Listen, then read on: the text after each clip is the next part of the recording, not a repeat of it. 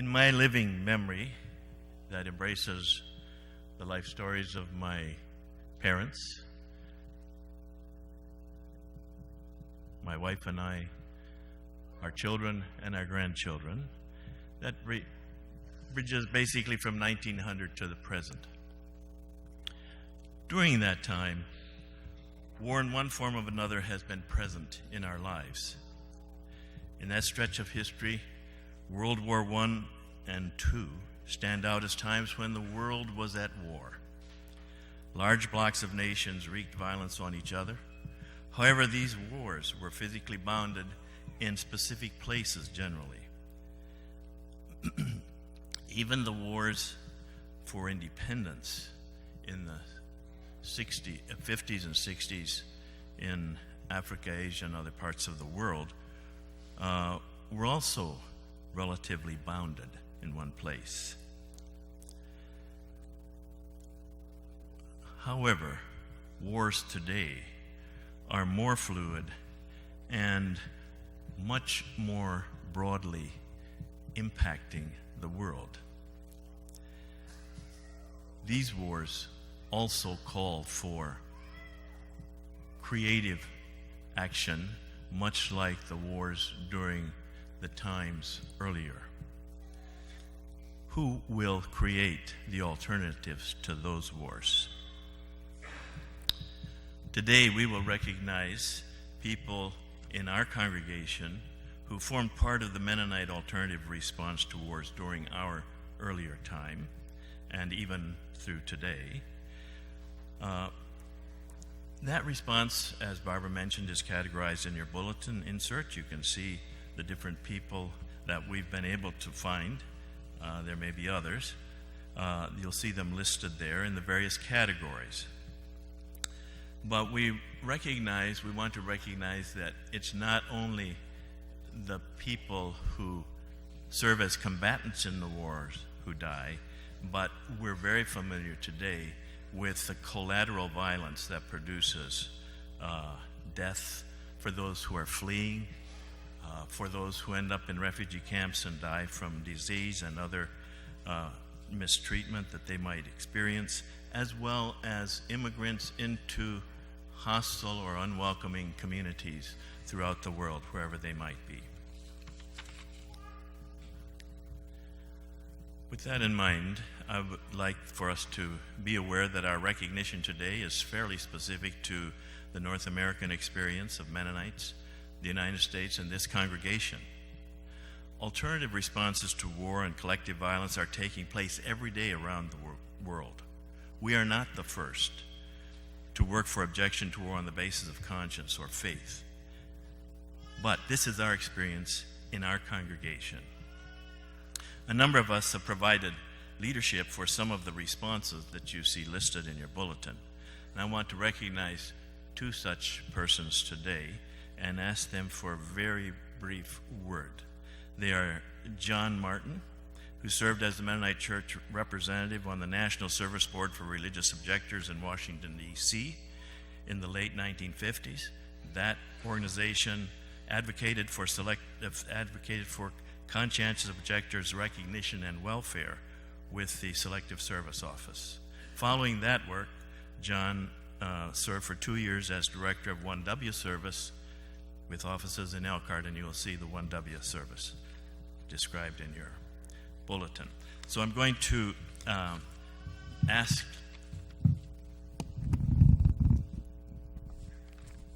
John to just share with us a very brief comment on one experience he had with an Amish community and the alternatives to war. The Air Force had decided to build a facility in Kansas in the middle of an Amish community. And of course they were quite concerned, and so they contacted MCC. I was the MCC representative in Washington at the time. So I set up a meeting with the Air Force officials and some Amish leaders. They talked about what this would mean to their community. It would disrupt with a lot of traffic, and with their slow pace of moving and fast cars, it'd be really hazardous. Finally, the Air Force official said to the Amish leaders, "Here's a map. You draw a circle around where you want us to stay out." So they did. And then at the end, he surprised us by saying, "I used to believe like you men do, but I felt it was not very responsible. So I changed, but I don't want you to change." Thank you, John. Those leaders were obviously not as devious as some of us might be. What would have happened if they would have drawn the circle around the United States? Another person who was very influential in my years is Calvin Redekop, and Calvin is known for his work with founding PACs, and you'll see PACs in your bulletin. Cal, how in the world did you ever come up with the idea for PACs?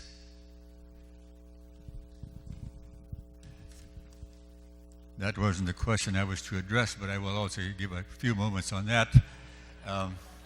This is the history of PACs in less than 3 minutes. You charge me for it. There were thousands of refugees in Germany when I arrived in January of 1950. They were living in bomb shelters, chicken houses, and even caves. MCC was delivering food and blankets to groups of refugees across Germany and neighboring countries. I was assigned to MCC headquarters in Frankfurt to organize work camps for the many traumatized young people who had no future. Meanwhile, in June 1950, North Korea declared war on South Korea. This global conflict caused Paul Peachy, MCC director for Germany, and me to wonder if, quote, some refugee houses could not be constructed with American conscientious objectors who felt, with all apologies to the 1Ws here, that 1W was a very challenging work. We sent a proposal to MCC headquarters in August of 1950. Almost miraculously, by April 6, 1951, the first PACS unit of 21 young men landed in Antwerp. Since 1951, about 1,200 PACS men served in 42 countries from Paraguay and Bolivia to Korea and Afghanistan. Almost all PACS men found PACS service abroad to have been, quote, a life-changing experience, as testified to by Al Kime, a member of Parkview Mennonite Church who served in PACS from 55 to 57. To answer Vernon's question, I'm in free time now, we sent this letter to Akron, and Ori Miller responded enthusiastically, and he said, this movement shall be called the PACS program. Thank you. The PACS program, like many others, served as inspiration for many of us young people during our youth, and so it's very influential in the life of the church, along with the other programs that are listed there. I do want to call attention to 2 books written by Cal. The one is on European Mennonite Voluntary Service, which describes the work that he was doing with the young people that he mentioned, and the second one is the PACS story, and you can read both of these books are, I believe, in our library here at the church, so if you want more information, you can get it there. So young people today, be thinking of what the options are as we go forward in a world that is living with globalized terror. How do we globalize peace? Cowboy. You know, when you get big, there will always be ways that you can find to help people, especially people who have suffered from war. And so just be thinking as you get older, what can I do? This book will be in our church library, and when it shows up there, you'll be able to check it out and read the story again. Now, I have a little surprise for you. There are 4 Seagoing Cowboys who come to our church. Would you like to meet them? Okay. Let's have them come up.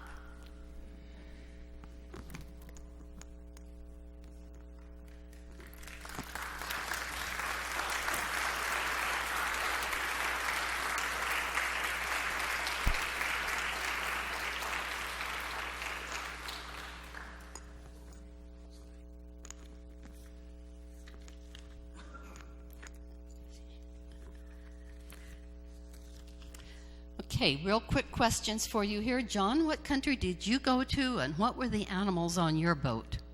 Went to Israel, and they were all cows, 740. Okay, and you milked them by hand? Some of them. Okay, some of them, he said. What is it like to milk a cow on board a boat?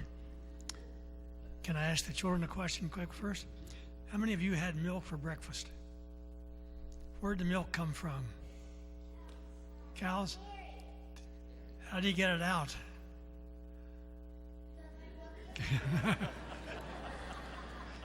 If you've never tried to milk a cow, do it if you have a chance sometime, okay? Yeah, well, milking cows on a boat was a challenge. When you're on a boat and the boat rocks, what do? You try to keep standing up straight, so you move back and forth. And the cows do the same thing. So you're milking the cow, and the boat is rocking, and she's going back and forth this way or back and forth this way. That was difficult. And then some cows were in a big pen with maybe 10, 12 cows. And if one had a calf, you had to get that cow somehow in a corner and milk her, even though other cows were pushing around. And some of these were heifers, never been milked before, and they didn't like the idea. So it was difficult. Next, this was John. The next one is Earl. And what country did you travel to, and how old were you, and what were your animals? I traveled to the same place that is in your story, Danzig, Poland, and our animals were horses. We had 775 or so. And what was the other part of the question? Oh, 18. How old were you? 21. Okay. And horses, why were horses important? Well, just as John told you, cows were important because they needed milk. But horses were very important, especially the first year after the war. You know, during wars, more gets destroyed than just buildings. People get destroyed, and so does the livestock on farms. And so in a country where there weren't many tractors and the farming had to be done with horses, it was important to get horses there the first winter so that they would be ready to plow in spring, or they couldn't raise crops. This is Kenton next. And Kenton, what country did you go to? What were the animals, and how old were you? We went to Israel like John, and we had heifers, and I was 19 years old. And what's this around your neck? This is a identification card. It says United States Coast Guard, validated for emergency service, and my commission was cattleman. Okay, and this is Herb. And Herb, what country did you go to, and what were your animals, and how old were you? We went to Greece and Crete, the island of Crete. And we had horses, mules, and cows. And my job was to take care of 35 mules and occasionally help with the horses.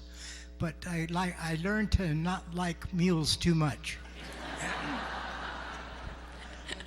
I was 19 years old. Now, the one thing I would ask all of you, did you get seasick? Very much. And the other question I have that I think the children would enjoy knowing the answer to, animals poop a lot. What did you do with that? Let it stack up and clean off coming back home. Clean the ship coming home. Ours never got cleared out until we got the horses off, and then it got loaded in open railroad cars to be taken out to use on the farms. I would think probably their boats got to be real stinky, right?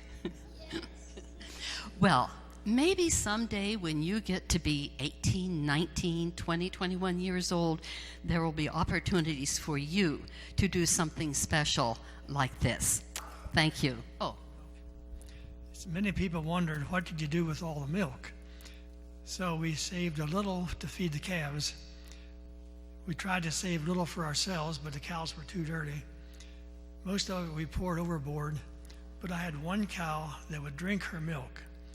So I would milk it out in the morning, she would drink it, I would milk it out again in the evening, and so that would be recycling the milk. Thank you very much. And children, you can go back.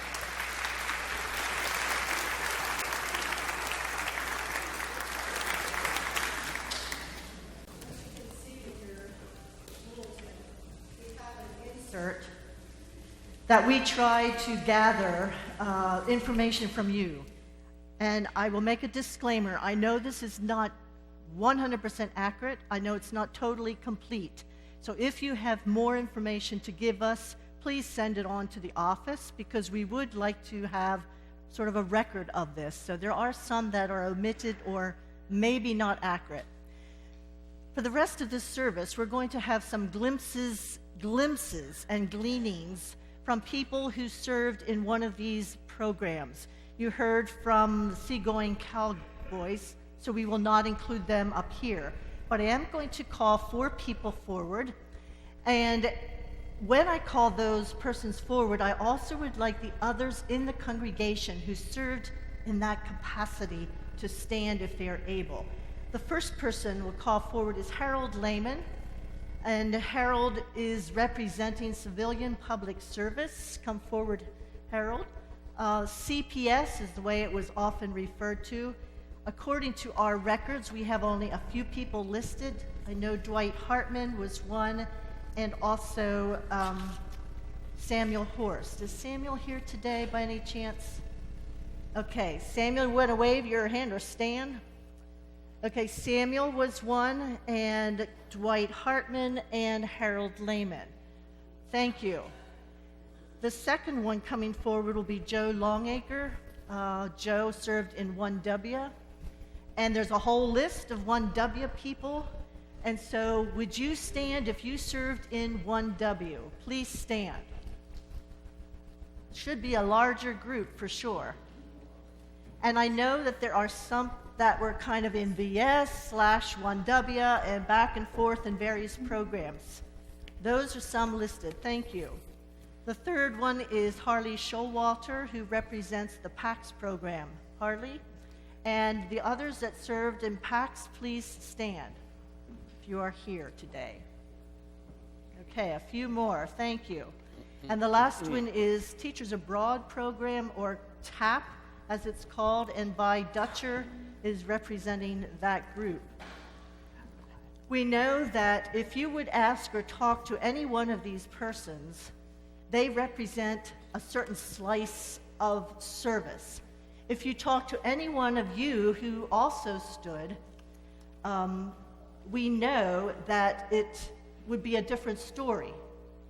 And so those who served in TAP, please stand if you also represent that group. A few more here. Okay, thank you. So please, if you did not get your names included in here, let us know, and we will try to keep a record and include more of those. We know that experiences like this are transformative. I can attest for that. So to ask for people to come and give a glimpse, it's hard to know where to start and where to end and how long the story should be. I asked them 3 questions ahead of time that they can come and plan to speak into if they can, and if we have any extra time, or if you have further questions later, please invite them into a conversation. So welcome. We will see how this goes, and Vern and I are kind of going to manage this as best we can, or add or not to it. So one of the questions I asked you was, in 1 or 2 sentences, what was your role? What was your assignment in your service. Harold, why don't we start with you, since yours is furthest back? Okay. On October 27, 1942, 6 of us were asked to join the CPS camp, a new camp in the Blue Ridge Mountains down south, close to Galax. And so we had a trip down there by Greyhound, and we were soon joined there, our six from Archbold, Ohio, and 12 from Lancaster. Our first week was a matter of cleaning up the old CCC camp, which we were going to occupy because they had left it rather suddenly, obviously. Our camp director was John Dirksen from Heston College, music man, and our work was forestry jobs and work along the what was going to be the Blue Ridge Parkway. They were just beginning it at that particular time. So it was forestry jobs and work along the highway. The government soon found out that this was not work of national importance. And so they closed the camp, and most of the group went to California, to a camp there. Meanwhile, I had heard about a new camp that was proposed at Vineland Training School, which was a private school, a school for mentally retarded children in southern New Jersey. And they asked for 12 men there. Each one was supposed to be a college graduate and to have 2 years of teaching experience. So I just qualified, and I entered the unit at Vineland, New Jersey, in a school for mentally retarded children. There I taught for 3 years. It was mostly a matter of individual working with a class of 12 students, and we would meet. My duties were 3 classes in the morning and 3 classes in the afternoon, and also helped a lot with recreational work and so on. Along came a proposal about a relief training unit, which was going to be held at Goshen College in the summer of '43. And I struggled rather long with that decision, but decided to join, and that was a unit of about 70 men. There were a few women also joined that unit, training for relief service. And this was an academic program at Goshen College, so that actually received academic credit for it. By the end of the summer, however, we found out that the government was not going to send COs overseas. And so that unit was closed, and we were given the opportunity of going back to the unit where we had been before. And so I went back to Vineland Training School, and along the way I was married to Ruth Crady. She joined. She had secretarial work with Ori Miller in Akron, and so she was helpful in the unit work there. I think I would say, in terms of what benefits I got from that, teaching mentally retarded. I was going to say, Harold, let's move on to these folks, and then we'll come back Okay. to the other All right. questions. So, yeah, Joe, you were in 1W. Can you give us a glimpse of what your role was? Sorry, I can answer in 1 or 2 sentences, but you need the background, so I'm going to go a little bit over that. I registered when I was 18 and continued my medical education, and was doing a one-year internship at St. Luke's Hospital in Bethlehem, Pennsylvania. Agreed to spend an extra year in surgical training so I could go to Africa under the Mennonite Central Committee. But my draft board in Newport News, Virginia had other ideas, said I had to start my service immediately. So MCC redirected me to Appalachia, where my work as a physician fit with their new outreach and qualified as alternative service consistent with my 1W status as a CO. The United Mine Workers had 10 hospitals in the coal fields, including 7 in Kentucky, and they closed them all, decided to close them all. And so the Mennonites and the Presbyterians, along with local people, said, we will get them going again. And so this was part of an outreach to restore the health care to those people in that area. And so we moved in August of 1964, my pregnant wife and I moved to Pike County, Kentucky, the largest and most eastern county in Kentucky. I saw patients daily in a small multi-specialty clinic, worked in the hospital, helped staff the adjacent hospital. I was one of 5 physicians under MCC in the initial group. All of us served in voluntary service. There were numerous nurses, many from Canada. There was 1 hospital administrator, and our salaries, since we were on VS, provided for carpenters and community workers who served under MCC with no income. We stayed in Kentucky 2 more years after our 2 years of service and then returned for further medical training. Thank you.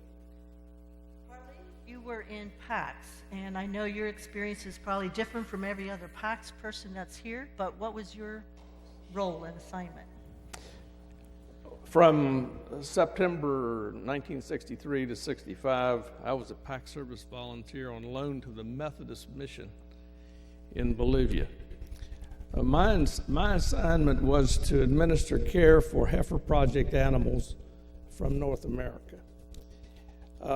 This involved developing legumes or pastures in virgin soil for animal sustenance, monitoring animal health for signs of aphthosa, which is commonly known as hoof and mouth disease, tick control, dealing with any signs of screwworm, a potentially deadly flesh-eating larva.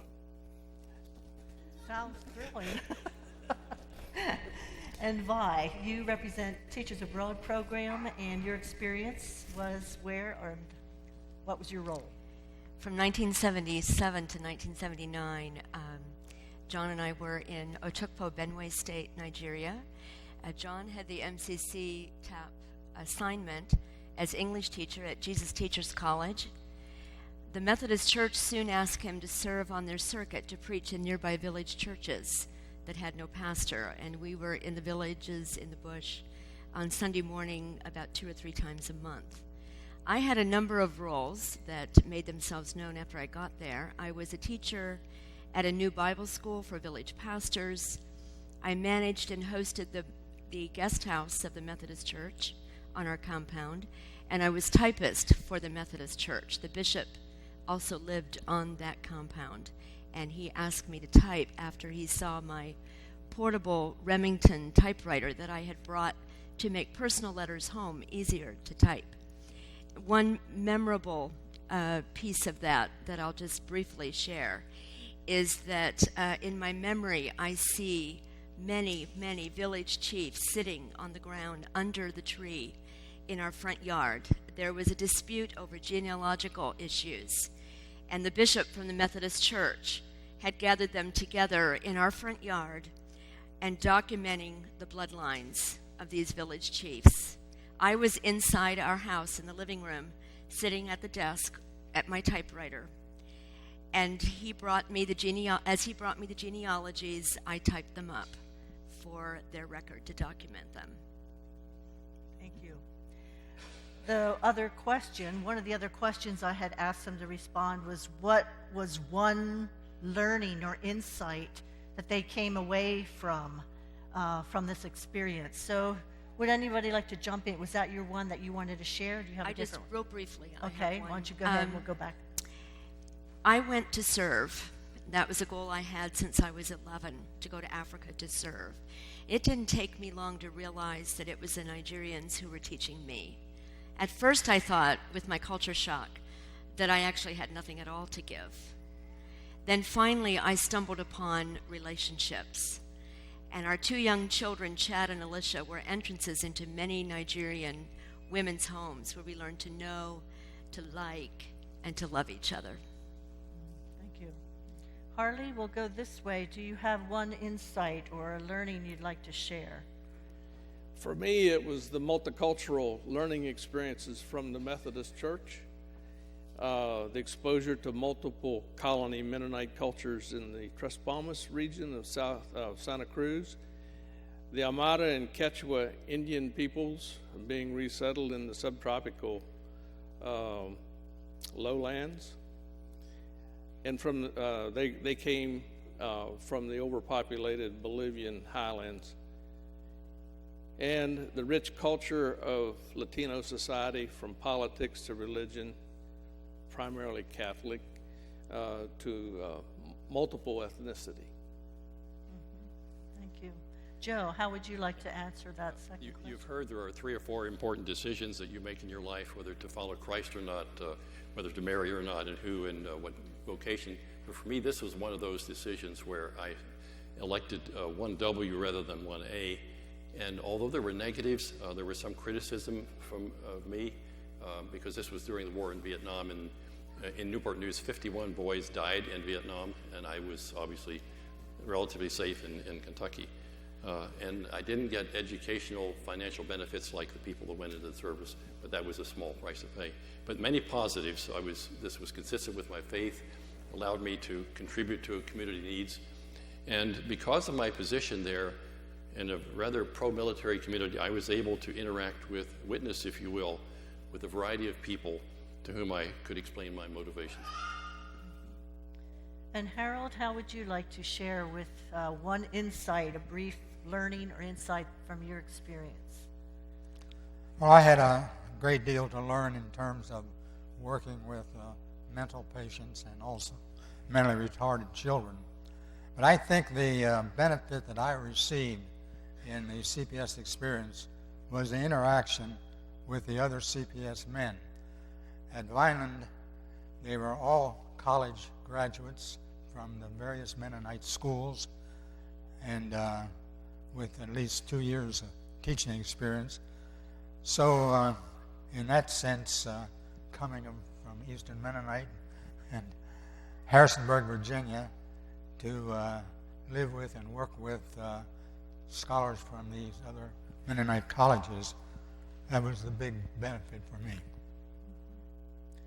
The third question I had asked was whether there was one really significant person that impacted their life, or an experience that could be shared very briefly that impacted and influenced them.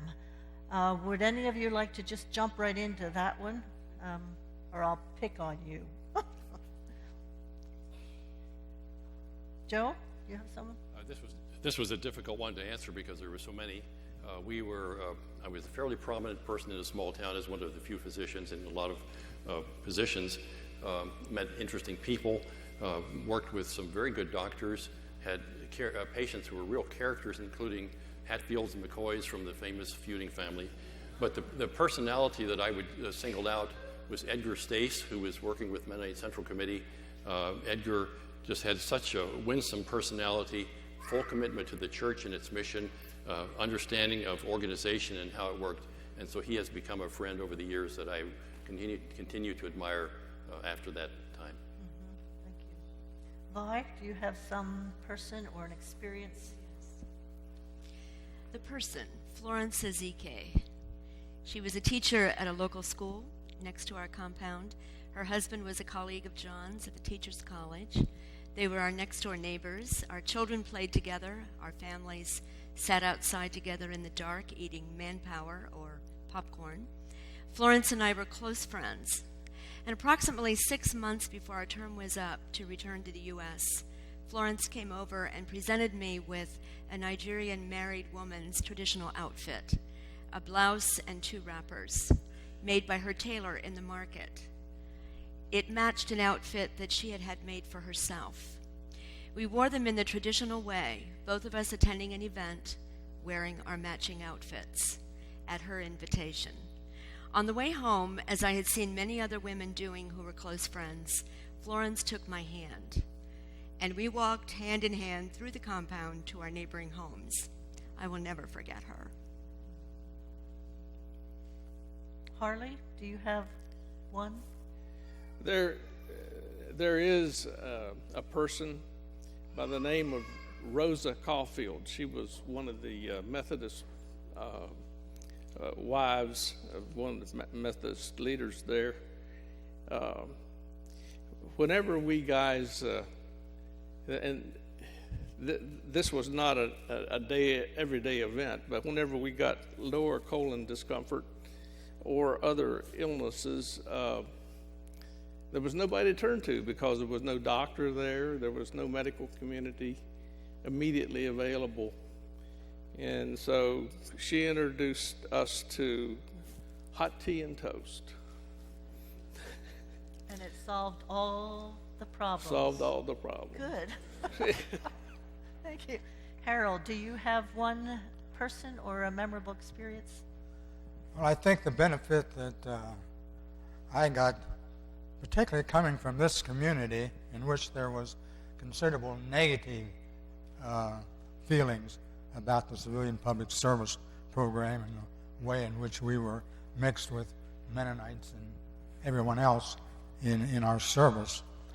So I came to a great appreciation, particularly from the men that I worked with from Bethel and Goshen, from Tabor, and these various Mennonite communities. Well, I appreciate your sharing.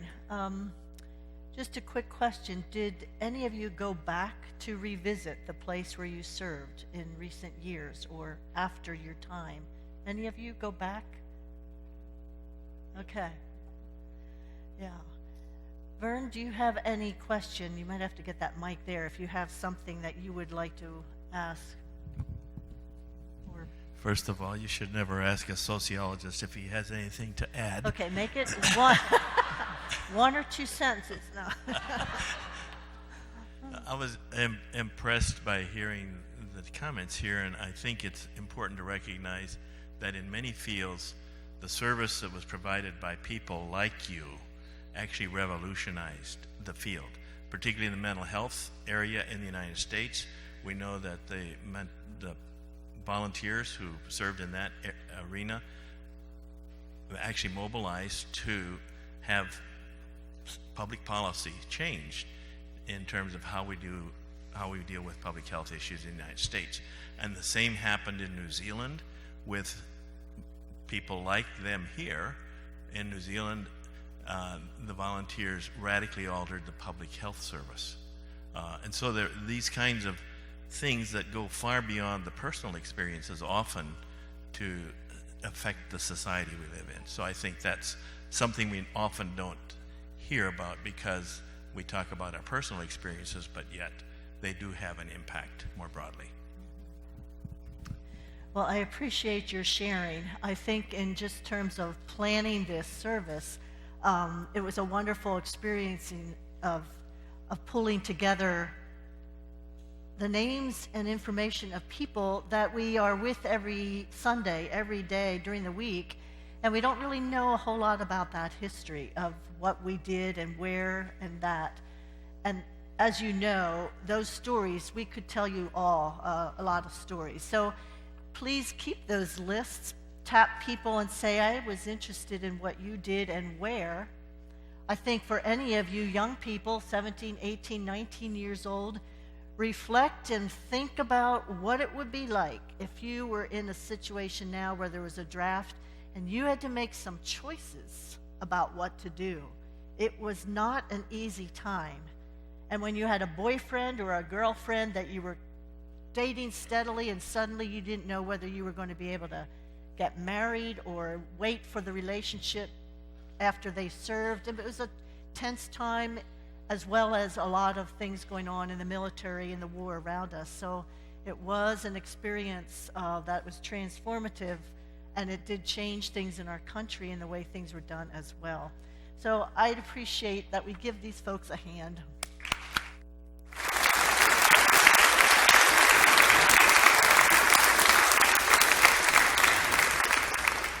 As they take their seats, I want you to take the church bulletin, because I asked Gloria Diener whether she would write a prayer or a litany that would reflect our thankfulness, our gratitude for people that served and for this time to bring some closure.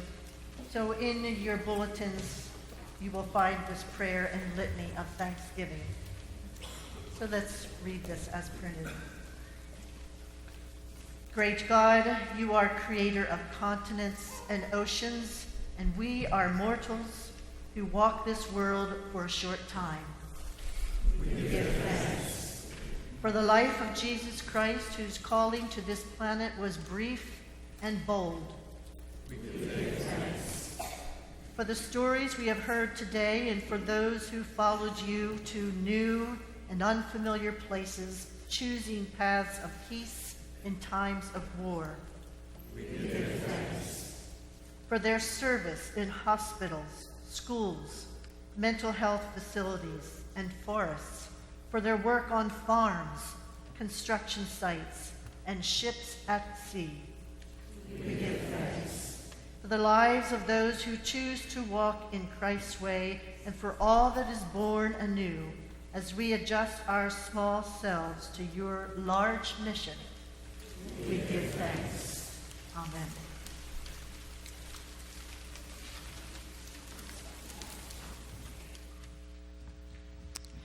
Turn the hymnal number 407. We are people of God's people.